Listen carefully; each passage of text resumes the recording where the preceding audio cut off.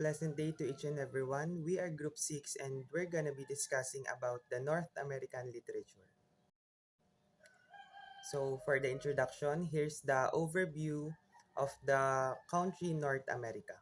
North America is one of the three continents along with South America and Oceania that make up the New World. The continents were new to the 15th century European explorers, but all to the indigenous people living there.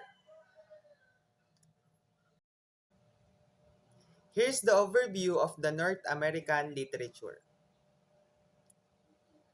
The literature in English of the British colonies of North America and after 1776 of the United States. The earliest colonial literature consisted mainly of religious and political tracts.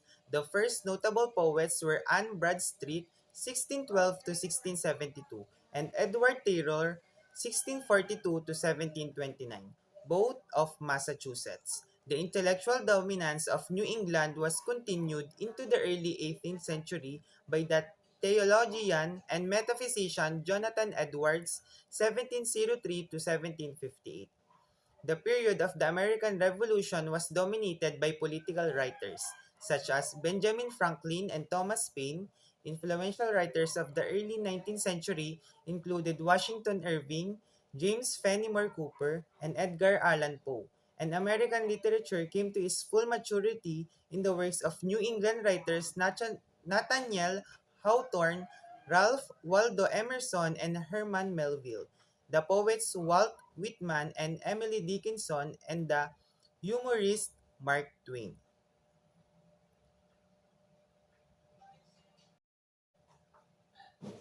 The influence of English literature on the early development of American literature was now reciprocated, notably in the works of novelist Henry James and the poets T.S. Eliot and Ezra Pound, all of whom went to live in Europe.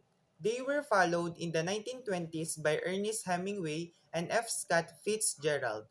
Other writers who achieved a transatlantic reputation include the dramatists Eugene O'Neill, Tennessee Williams, and Arthur Miller, and the poets Robert Frost, Robert Lowell, and John Berryman.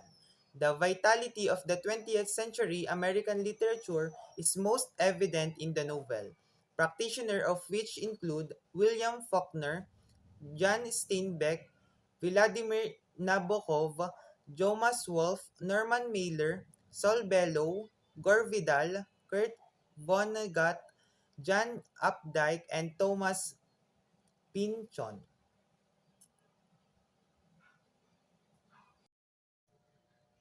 Here's the literary genres of the North American literature. Number 1. Detective fiction. Genre of novel or short story in which a mystery is solved mainly by the action of a professional or amateur detective, where the mystery to be solved concerns a crime.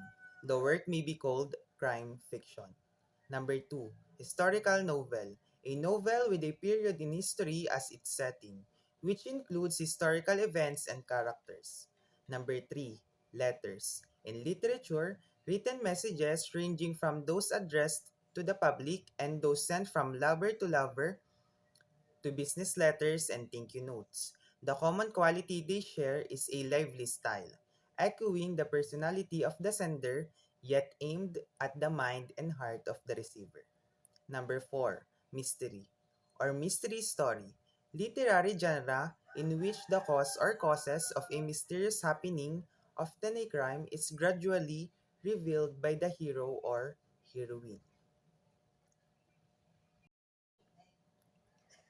Number 5.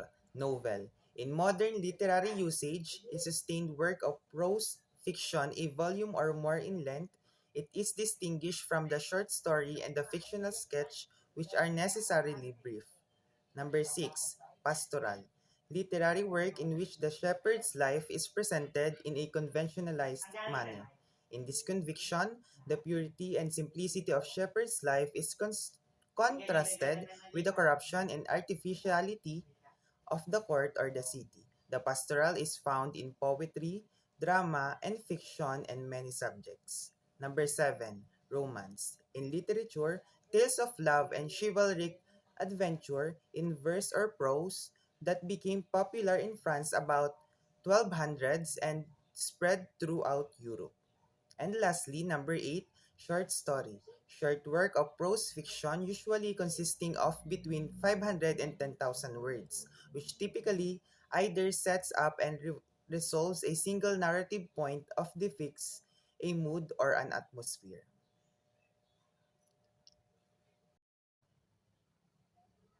Going on to the poetry forms of the North American literature. Number 1, ballad. In literature, short narrative poem usually relating a single dramatic event. Two forms of the ballad are often distinguished: the folk ballad, dating from about 12th century, and the literary ballad dating from the late 18th century. Number 2, concrete poetry. Poetry which conveys meaning through the physical arrangement of the words on the page as well as through the words themselves. Number 3, ode. A lyric poem, usually a fairly long one, with lines of different lengths and complex rhythms addressed to a particular person or thing. Number 4, poetry, imaginative literary form, particularly suitable for describing emotions and thoughts. Poetry is highly compressed writing, often used using figures of speech to talk about one thing in terms of another. Number 5, Rando. A poem of 13 or sometimes 10 lines with only two rhymes, and with the first line used as a refrain after the 8 and 13 lines.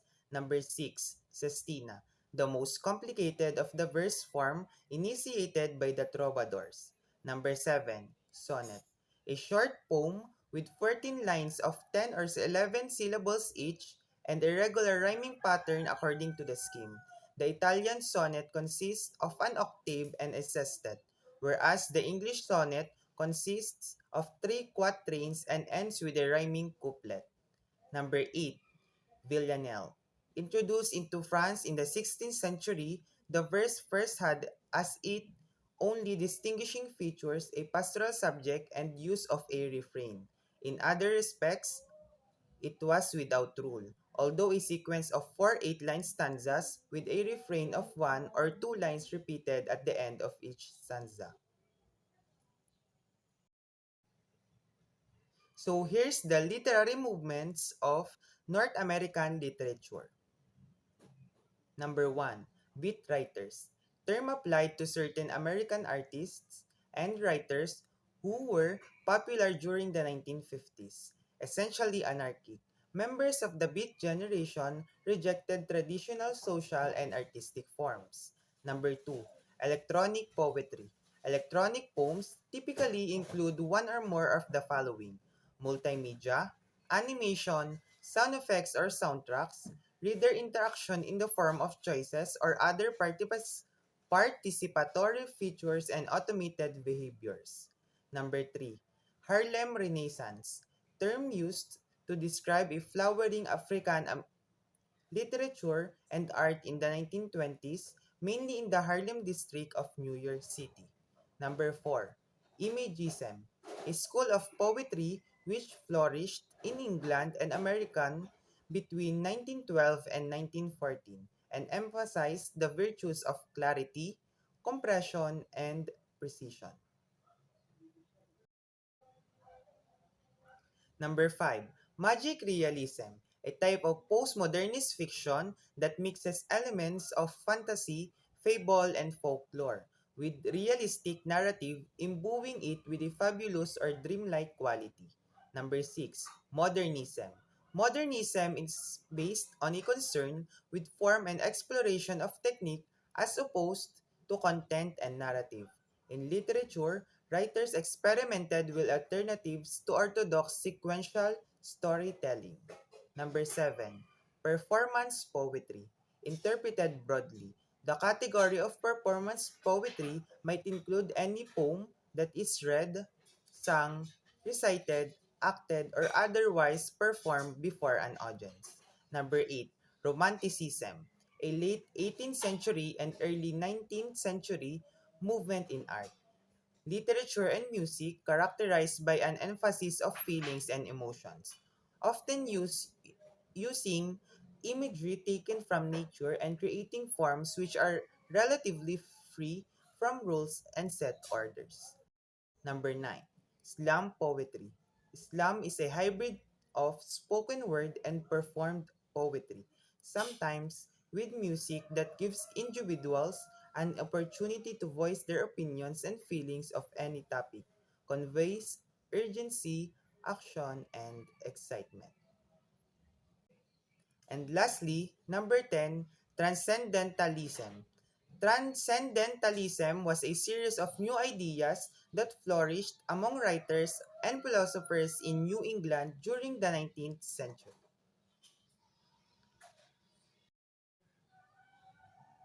So one of the notable writers in the North American literature is Martin Luther King Jr.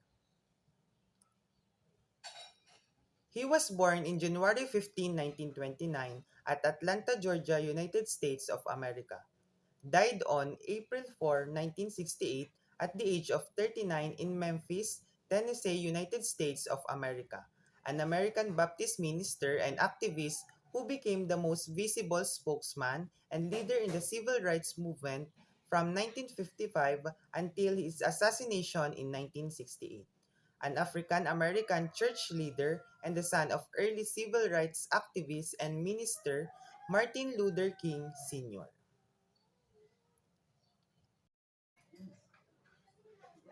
Some of his writings are Though Dear God, Prayers That Open Hearts and Spirits 2011, A Gift of Love, Sermons from Strength to Love and Other Preachings 2012, All Labor Has Dignity 2010, The Radical King 2015, I Have a Dream 1963, A Testament of Hope 1986, Stride Toward Freedom, The Montgomery Story 1958, In a Single Garment to Destiny, A Global Vision of Justice 2012, A Time to Break Silence 2013, and Parting the Waters, America in the King Years 1954 to 1963, published on 1988.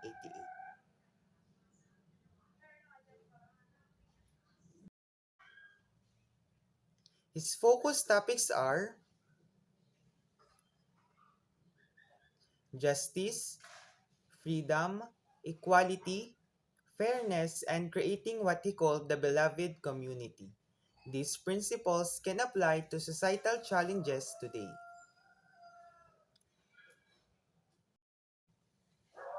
Here are the things that makes him a great writer. His style is forthright and even, with no room for passive language. He periodically employs parallelism or anaphora, a literary device with ancient biblical roots, to draw attention to a particular statement through repetition. The effect is a voice that is full of conviction. He also promotes determination, perseverance, peace, and nonviolence, personal immorality, and empathy. So why he is considered a notable writer? King was posthumously awarded the Presidential Medal of Freedom in 1977 and the Congressional Gold Medal in 2003. The Martin Luther King Jr. Memorial on the National Mall in Washington, D.C. was dedicated in 2011. Martin Luther King Jr. Day was established as a holiday in cities and states throughout the United States beginning in 1971. The holiday was enacted at the federal level by legislation signed by President Ronald Reagan in 1986.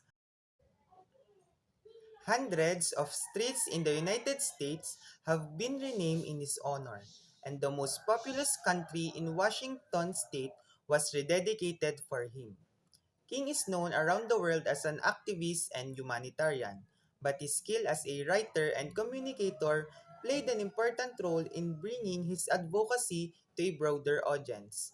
His speeches have been praised for their rhetoric, and he wrote one of his most passionate essays from an Alabama prison cell. King's words were not only transcended in their message, but in their linguistic elegance. So, Walt Whitman. Walt Whitman is the most significant American writers of the 19th century, and many critics considered him the nation's greatest poet. He was born on May 31, 1819. So, at the age of 12, Whitman began to learn the printer's trade and fell in love with the written word of Shakespeare and the Bible.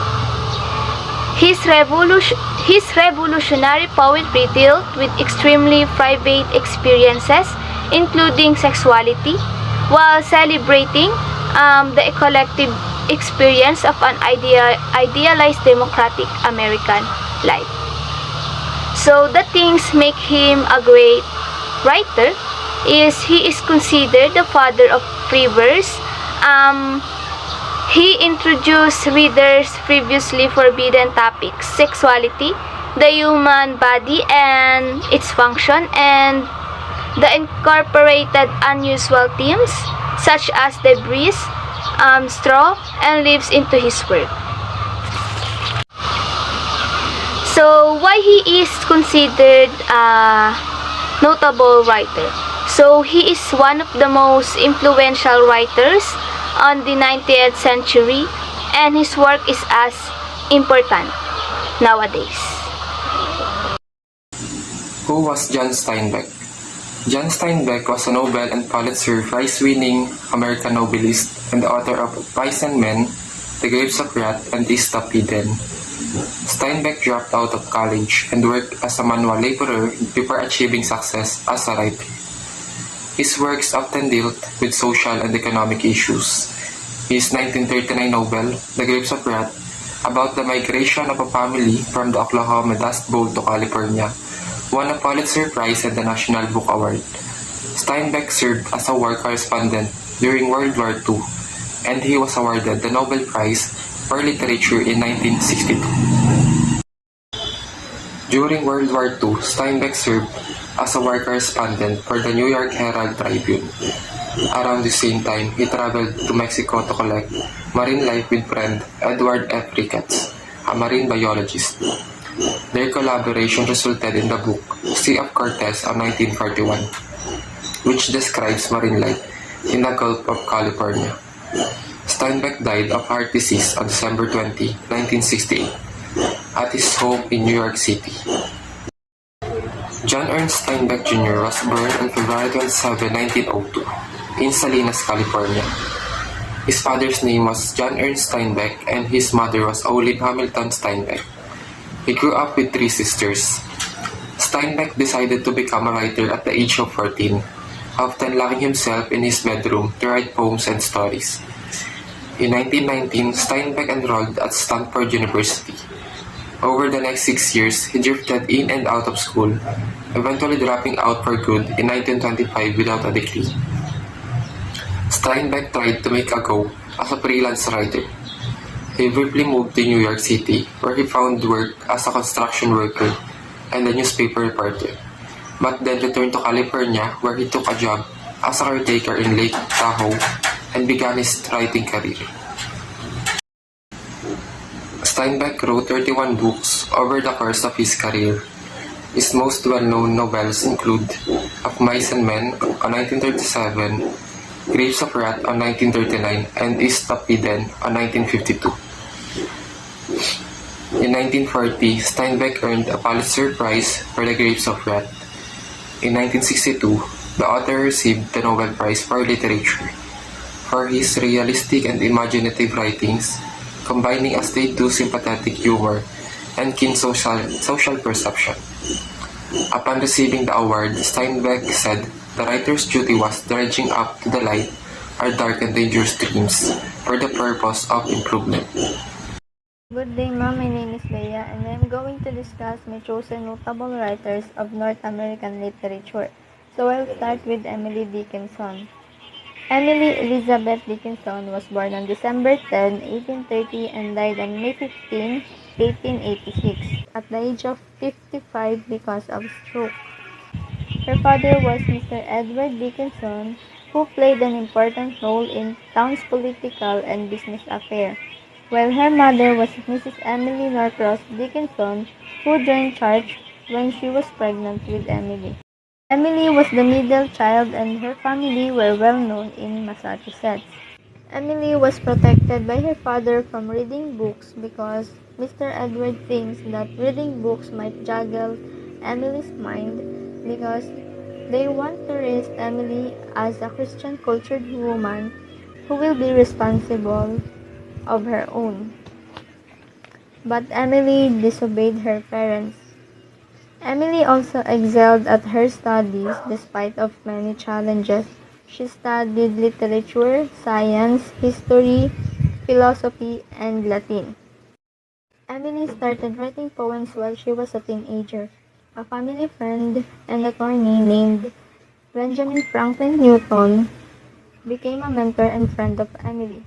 He even introduced the works of Mr. William Wordsworth and Ralph Waldo Emerson that inspired and influenced Emily's writings. Emily was a recognized writer during her lifetime, so after her death on 1886, her sister Lavinia discovered her writings and works. On the year 1995, after her works was discovered, she was only recognized as one of the notable writers of North American literature. He wrote almost 1,800 poems, but only 7 of her poems was published and has a title. Poems was also known by their first line or the number assigned by the posthumous editors. Emily never got married. She devoted all of her time in writing poems, which made her feel alive. So, what are the usual topics discussed by Emily Dickinson? Emily Dickinson was a keen observer and she wrote everything about what she knows and what intrigued her. As a keen observer, she uses images from nature, religion, law, music, medicine, and fashion. But usually she always wrote about universal themes, wonder of nature, and the identity of self, and immortality, and death, love, pain, and suffering. So, what is the reason of Emily Dickinson for writing those topics? So first, Emily Dickinson always questioning the nature of death and immortality, and most of her writings was usually based from her life experience. It is also her way to express her deepest thoughts and emotions or letting out her feelings. So these are some of the writings of Emily Dickinson, and as you can see, there are numbers beside on each poem because that is the number assigned by the posthumous editors. So why does Emily Dickinson considered as one of the notable writers? Emily Dickinson is a writer that used images from the universal themes, and she expressed her poem not as necessarily as the poet, but just like someone who expresses thought or feelings. Her special gift as a poet was her ability to describe the abstract concepts with concrete images. Her poems' abstract ideas was clearly explained. And most of her poems are not determined not just by a number of syllables in line, but also by how the syllables are accented. She always punctuated her poems and using dashes to stress and indicate pauses when reading the poem aloud. Women from the 19th century were expected to be demure and obedient to men, but Emily Dickinson, uninhibited and honest writing, made her an early feminist that became the voices of the female.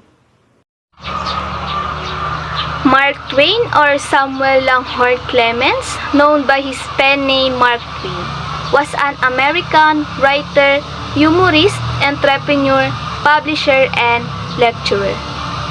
He was born on November 30, 1835 in Florida, and Mark Twain was a talented writer, speaker and humorist whose own personality shined his work.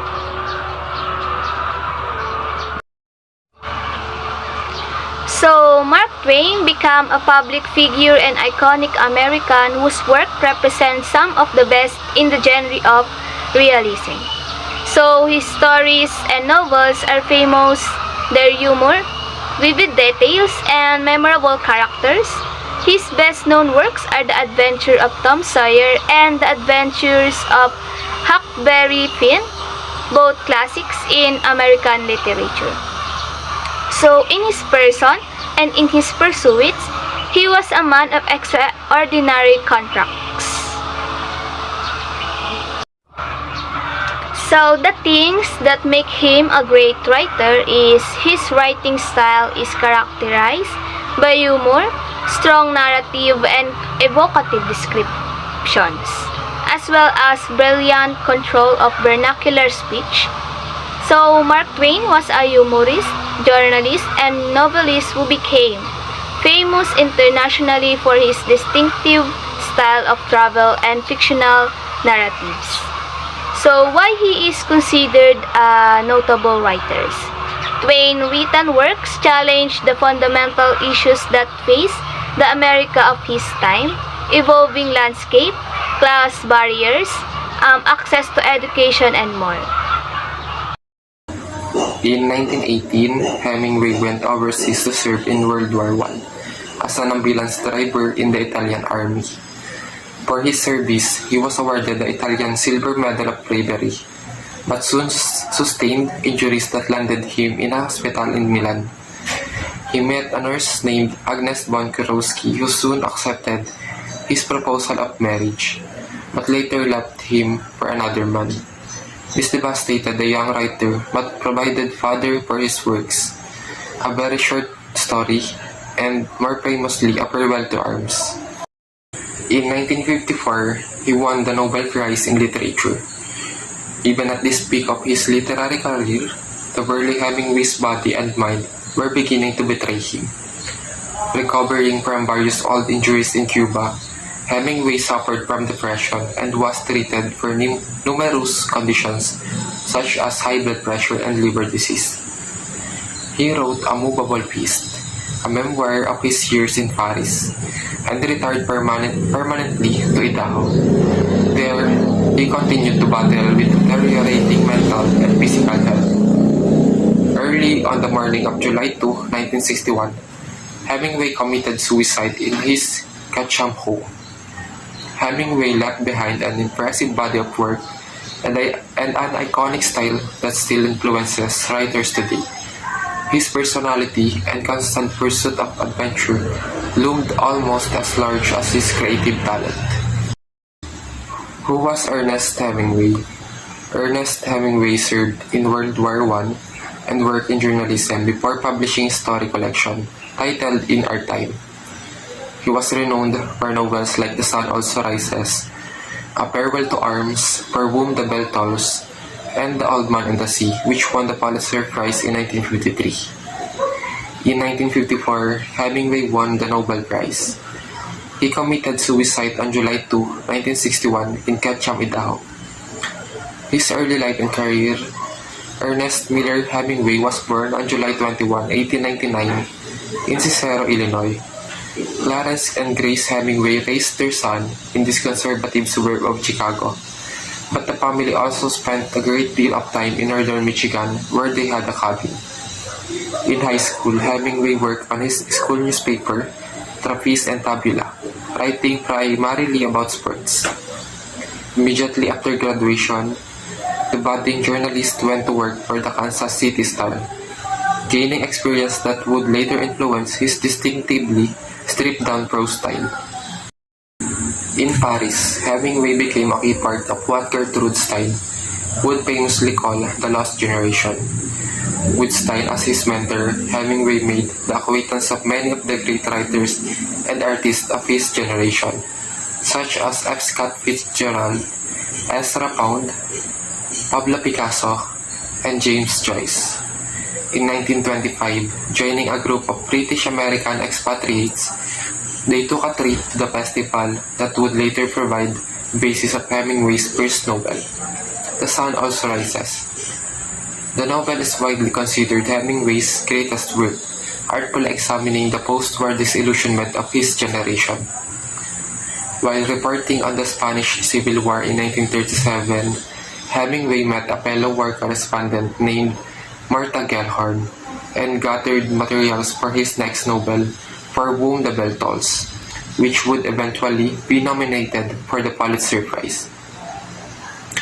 When the United States entered World War II in 1941, Hemingway served as a correspondent and was present at several of the war's key moments, including the D-Day landing.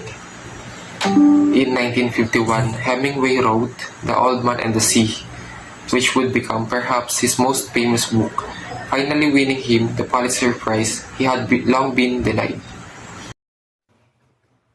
Henry Wadsworth Longfellow was a widely known American poet and the most beloved novelist of the 19th century. He was born on February 27, 1807 and died on March 24, 1882.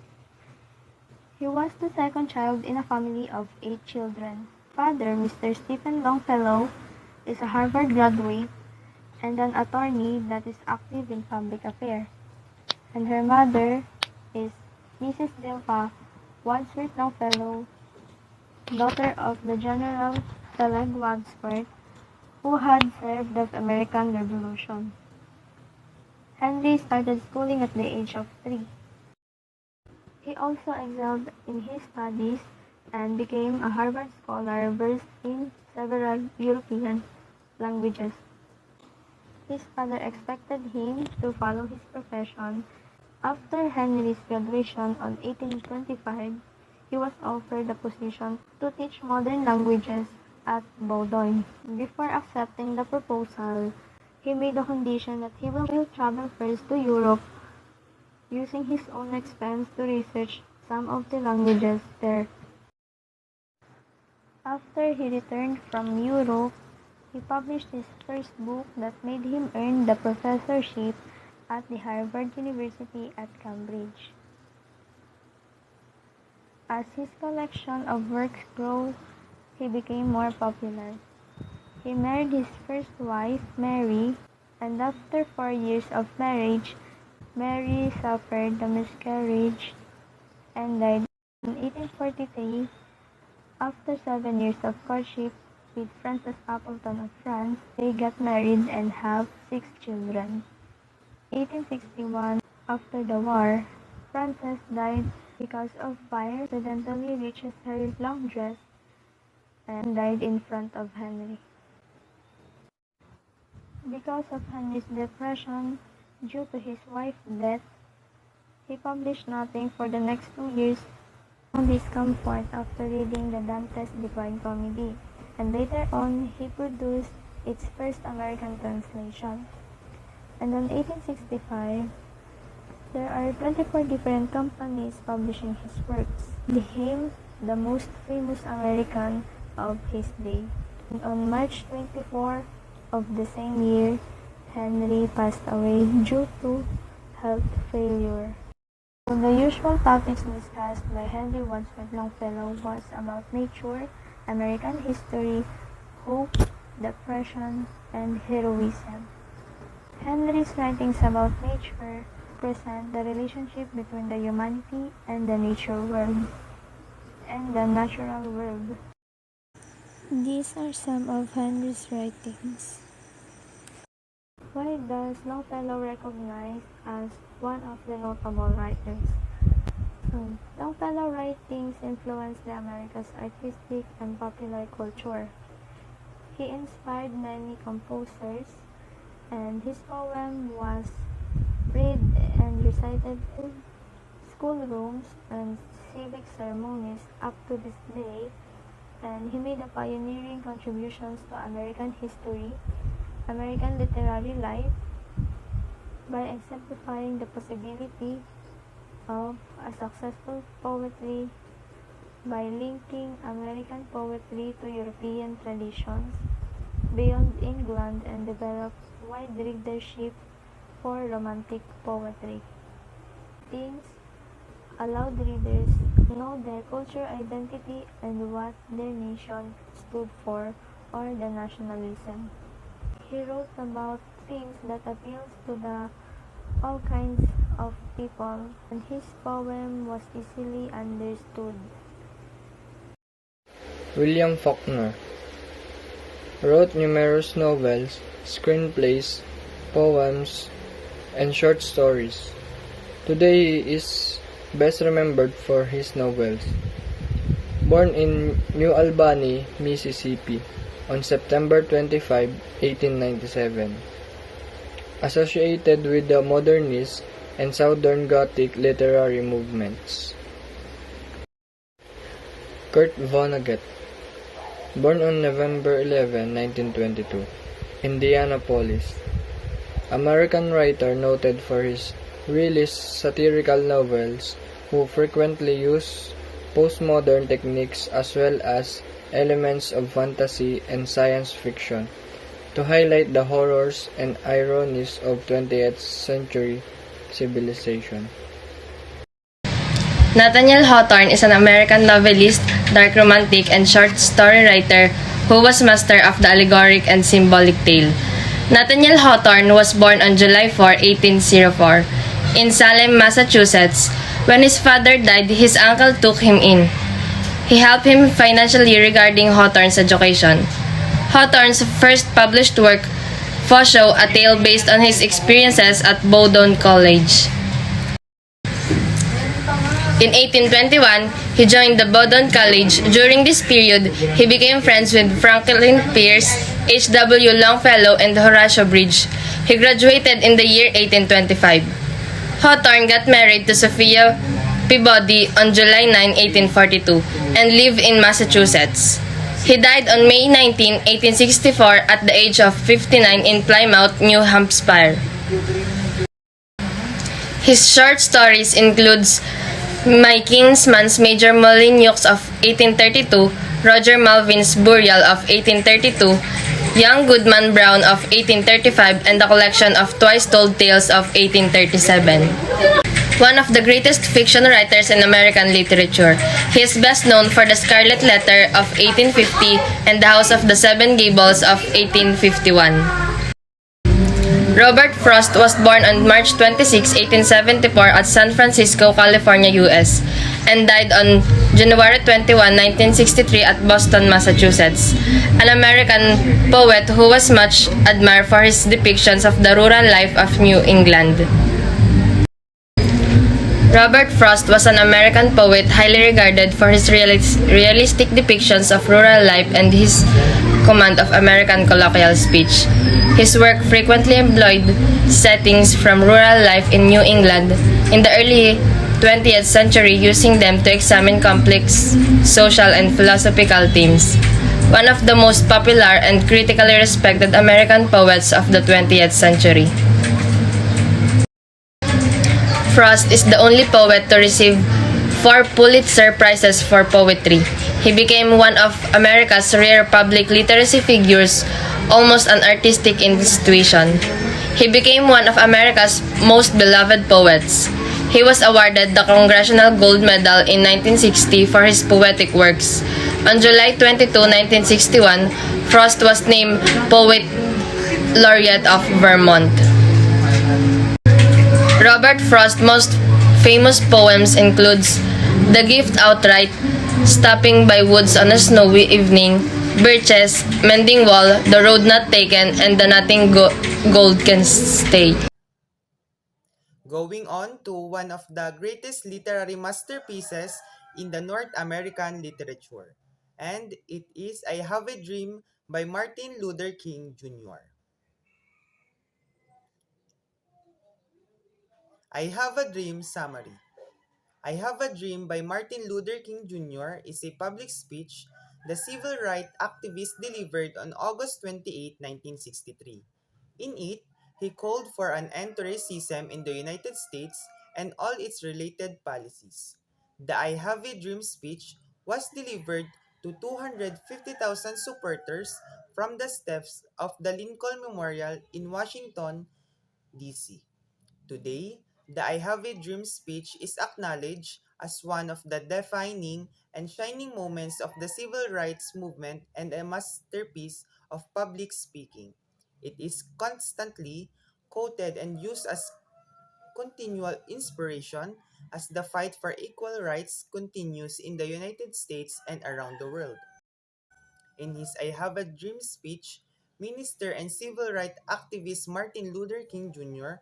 outlines the long history of racial injustice in America and encourages his audience to hold their country accountable to its own founding promises of freedom, justice, and equality.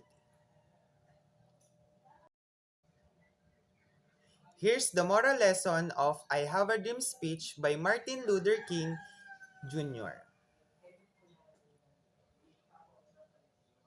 Martin Luther King Jr.'s speech, I Have a Dream, is arguably one of the most famous speeches in history. It has taught millions that dreams have the tremendous power to keep us alive and give us hope. And from King's own life, one can gain innumerable lessons on faith, patience, sacrifice, and belief. King was one of America's most influential civil rights activists. An orator par excellence, he managed to win the hearts of people, both black and white, and dedicated his life to achieving equality and justice for Americans of all color. He held many marches and speeches, gathering more and more people into his cause with each. Though he was often ridiculed and beaten, he never lost hope or gave up. King's determination and courage to stand up for what he believed are traits everyone must aspire towards.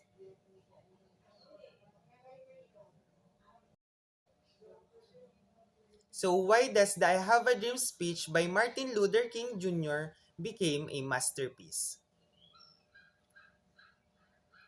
Martin Luther King's I Have a Dream speech has had a lasting impact because of the rhetorical and literary devices within it. Analysts say the speech delivered 50 years ago on the steps of Lincoln Memorial reaches into both the intellect and emotions of Americans. The key message in the speech is that all people are created equal, and although not the case in America at that time, King felt it must be in the case for the future. He argued passionately and powerfully. It affects many lives of the people that they should be awakened of the injustices, racism, inequality, discrimination, and violence that is happening. King Jr. instilled to the minds of people that always fight for what is right and don't let other people ruin your sanity, dignity, and reputation. The Sound and the Fury, 1929 by William Faulkner. Before writing The Sound and the Fury, Faulkner found himself overly involved with the problem of selling his previous books to publishers. He decided to refocus his attention back on his writings so that he could create a finely crafted work. The result was The Sound and the Fury. Slaughterhouse-Five, 1969 by Kurt Vonnegut.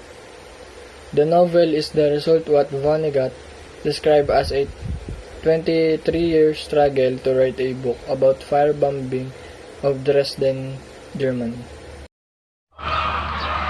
The Adventure of Tom Sawyer, 1876 by Mark Twain.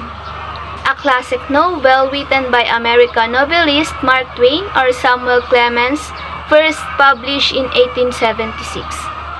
So, the real Tom Sawyer was a heavy-drinking firefighter and local hero whom Mark Twain befriended in the 1860s. The story is set in the fictional town of St. Petersburg, inspired by Hannibal, Missouri, where Twain lived. So, Tom Sawyer lives with his Aunt Polly and his half-brother Sid. Song of Myself by Walt Whitman, 1855. This poem had no title in the first 1855 or edition of Libras. In 1856, it was called A Poem of Walt Whitman, an American. And in 1860, it was simply termed Walt Whitman. So Whitman changed the title to Song of Myself in 1881. The changes in the title are significant in indicating the growth of meaning of the poem. So to Whitman, the self is both individual and universal. Man has an individual self, whereas the world or cosmos has a universal or cosmic self.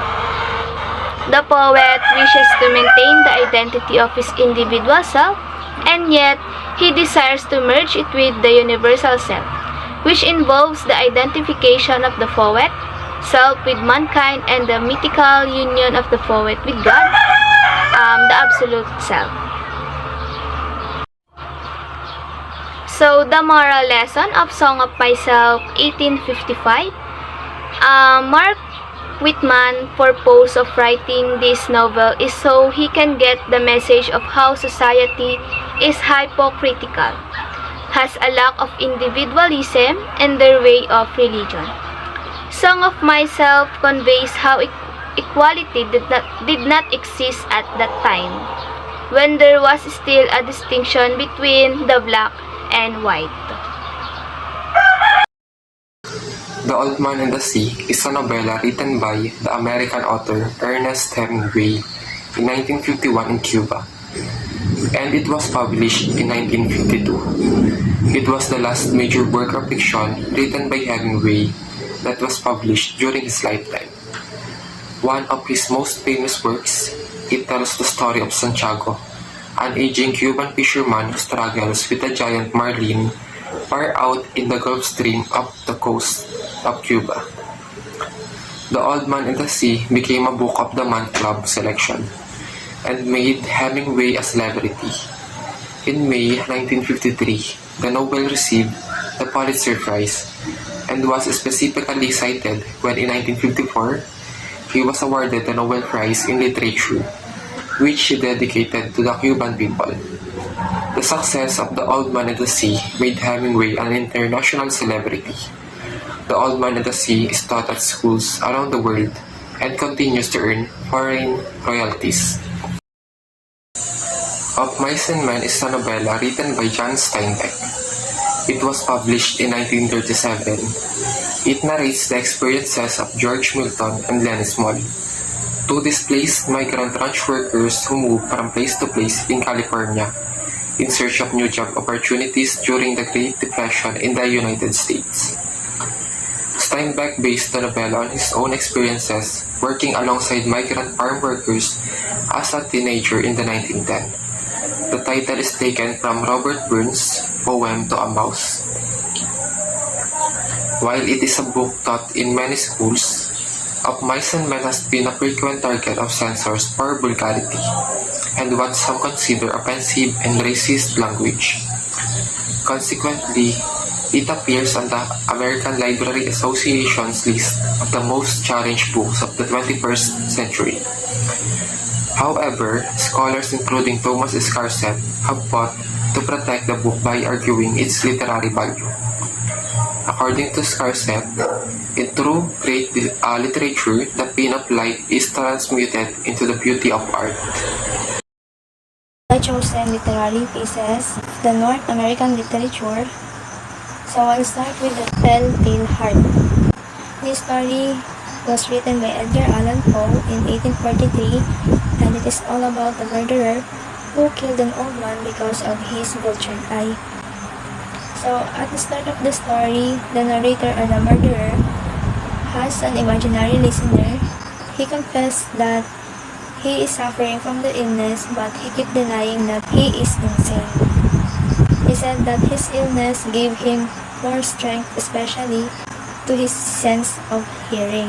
He was living with the old man who has a vultured eye, but he wanted to kill him, not because of money or wealth, but it is because of the old man's vultured eye. Whenever he see the old man's vultured eye, he got angry at the old man. Before the crime happened, he followed the old man to his bedroom and watched him 7 nights. On the night of the murder, the The murderer went again to the old man's room. He was laughing at his head because the old man didn't feel his presence, but the old man suddenly moved because he sensed something wrong. The murderer didn't feel afraid because he knew that the old man can see in the dark. Suddenly, the old man cried while sitting on his bed. So the murderer put lights on the old man and noticed that the old man's eyes made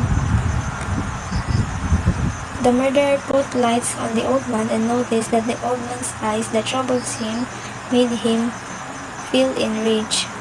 His sense of hearing heard the loud beating of the old man's heart. Every beat becomes louder for him and it increases his anger. He pulled the old man's bedsheet and put it on the old man's head. That suffocates the old man and make the heartbeat stop.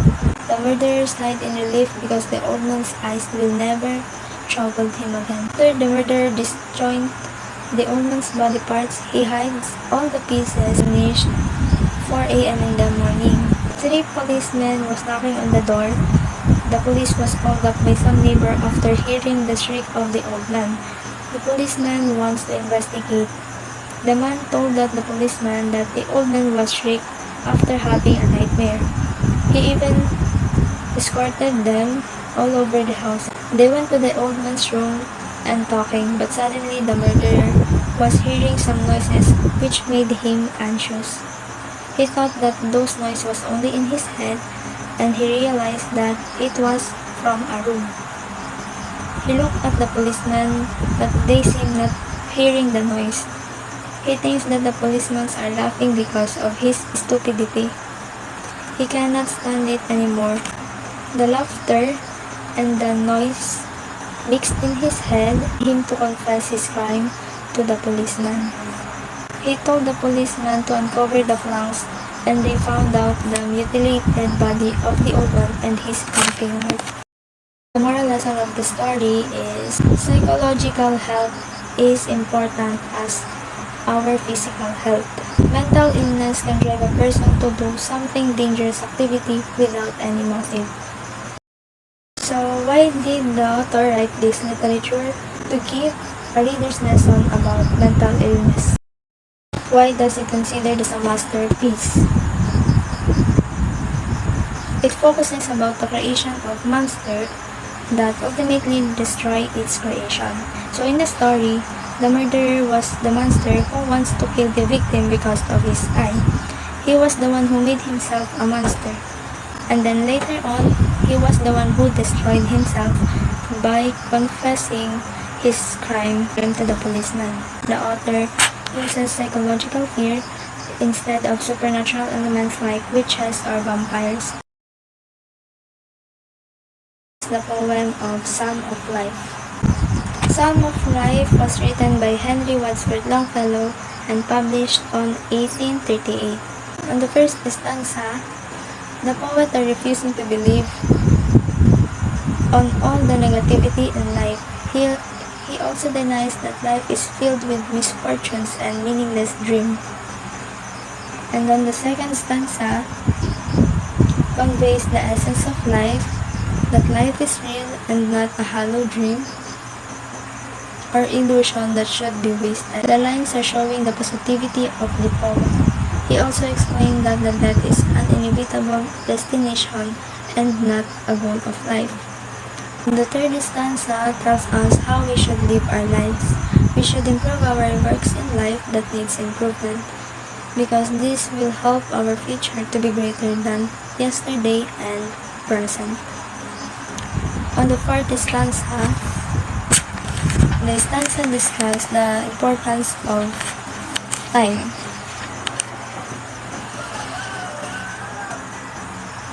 Our responsibility and our goals in life are increasing every day, but the time that we will be needing to achieve all of it decreases. He compared the beating heart at the ticking of the clock.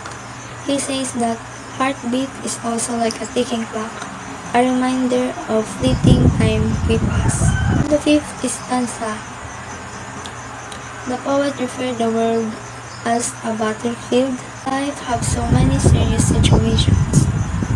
The readers was asked by the poet to be brave like a soldier who rises in the battlefield, be a hero on his own life. On the sixth stanza, the poet says, we should always work and deals with our present and future. The past will not be interfere our present and future. Past will be remained in the past and do not repeat what's on the past. On the seventh stanza, the poet are encouraging the readers to live their lives like what the heroes did. By doing that, they will make the next generation to remember them, just like the footprints on the sands of time. And on the eighth stanza, those footprints on the sands of time will be served as the inspiration of someone in the future.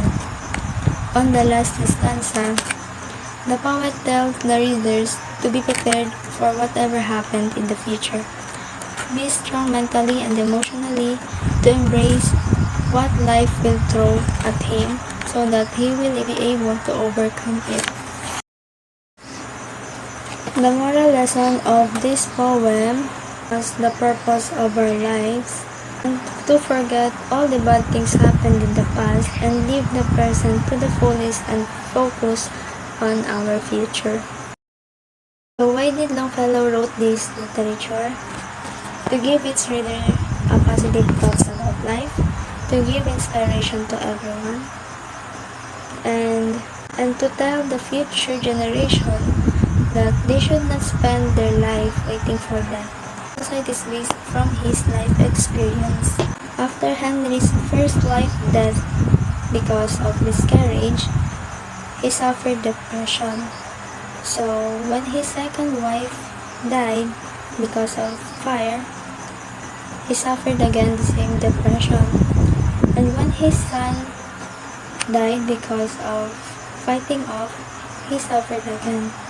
He considered that was his darkest days of his life. He didn't write anything for the next 2 years, and then when he realized the importance of his life and the lesson that he learned from his past, he wrote again a poem that tells about the importance of life according to what the Bible says. Why does it considered as a masterpiece? This poem gives an inspiration that was based on the Bible. It uses literary devices such as allusions or the indirect reference of a person, place, thing, or idea of his. It has assonance, imagery, personification, anaphora, consonance, paradox, parallelism, alliteration, and poetic devices. The Road Not Taken is a narrative poem by Robert Frost, first published in the August 1950 issue of the Atlantic Monthly and later published as the first poem in the collection Mountain Interval of 1916. Frost himself wrote the poem as a joke for his friend Edward Thomas, who was often indecisive about which route to take when the two went walking. The Road Not Taken summary is a poem that describes the dilemma of a person standing at a road with diversion. This diversion symbolizes real-life situations. We could not decide what is right or wrong for us. The Road Not Taken summary focuses on making wise decisions in life. Robert Frost, The Road Not Taken is about the choices and opportunities in life. The poem highlights the sensation of regret that accompanies all the roads that a person doesn't take. The moral lesson is that the decisions must be taken independently without fearing its consequences, as it is what makes all the difference. And take your own decisions without any regrets. It became a masterpiece because it is well known for its perceived encouragement to take the road less traveled by, allows the reader to think about choices in life. The Road Not Taken was originally published in the Atlantic in 1915 along with two other poems from Frost. It is now widely considered to be one of the most popular works of American literature. The Scarlet Heart.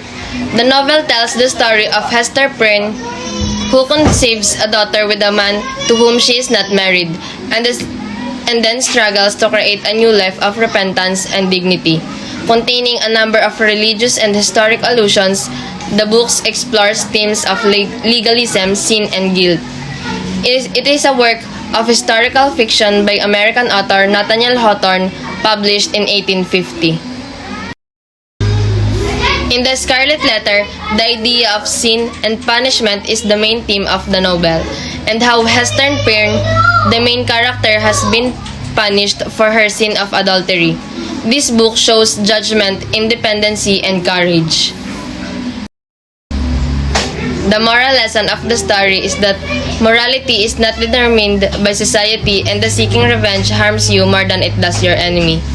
And everyone commits sins in their life. However, one must always pay for what he has done. It became a masterpiece because it is a classic moral study, it has strong themes of sin and guilt, and it is a societal critique. It was one of the first mass-produced books in America, and sold 2,500 volumes within 10 days. Critics have described The Scarlet Letter was a masterwork, and novelist D.H. Lawrence called it is a perfect work of the American imagination.